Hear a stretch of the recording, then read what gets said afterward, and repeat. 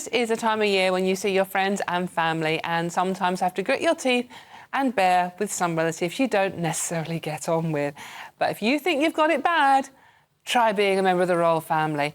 They are so much the same as us, only with knobs on by the sounds of it.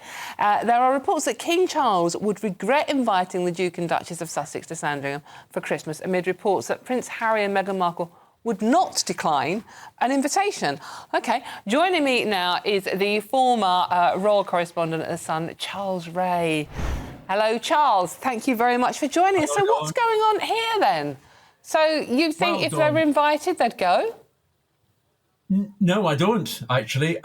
For a start off, they're not going to be invited because the King has already made arrangements for who's going to be turning up at Sandringham this Christmas. There is an extended family going to be there. Camilla's 2 children and grandchildren are going to be there for the first time, along with her sister, who happens to be a lady for Camilla normally. And it's so big now that they're going to have to move from the usual room to the ballroom. But there's still no room at the inn for the Montecito Muppets.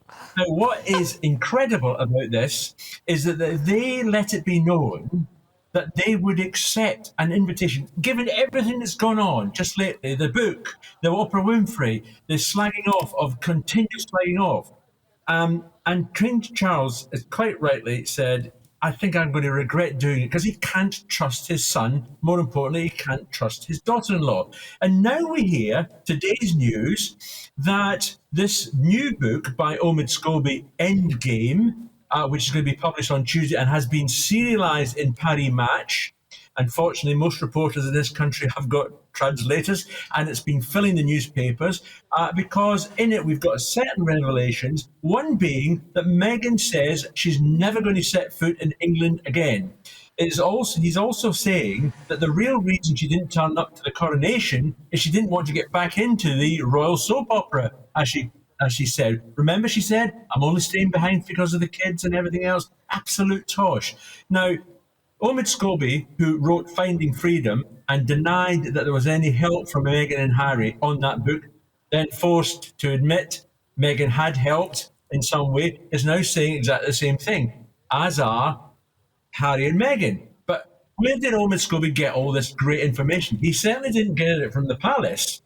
Now, an old cynic would say, like me, would say they've cooperated with it either directly or indirectly. There's a lot of things in this new book, including, remember Meghan said on Oprah Winfrey that there was a racist in the royal family who questioned the colour of Harry's skin before he was born. She's now saying there's now 2 members who were racist. And it's very clever, they said, a member of the royal household. That implies not a direct member of the family, but someone very close to the family.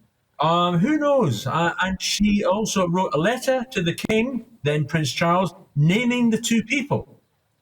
So it's, there's not going to be... It's not going to be a happy Christmas. First of all, just have to apologise for anyone listening for some fruity language there. But obviously, it's a subject very many people are passionate about. And obviously, Harry and Meghan aren't here to defend themselves. But the book does fascinate me because they denied having anything to do with Omid Scobie's first book, didn't they? Yes. But this does sound like it's coming very much from the horse's mouth again. It does sound like it, and we all know what authors do. You know, if you are giving interviews to an author gathers information. It may not necessarily go into that first volume of book. He or she may keep something back and then go on to a second book. And I think that's what's happened here.